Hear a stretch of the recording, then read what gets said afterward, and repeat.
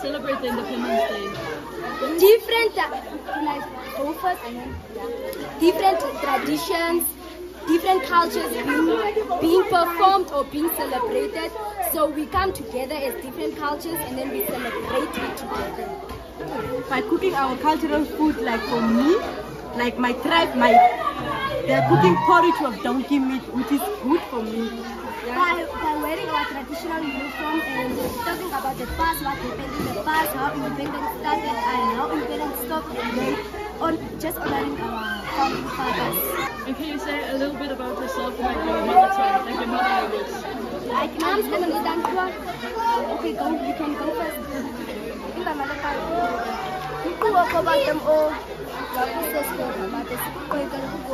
When it's just me, got okay, it's like a couple of me, Sing ukatamara take tiakta mi betangitira mi paseke ngaba ida kan suba ma sikuba no kuna skola ba dira kana kata slag is weke katutse. My naam is Lisa, ek is van Namibia. My ma se moedertaal is Guzman en Independence Dag praat ons net met mekaar. Thank you. Thank you so much.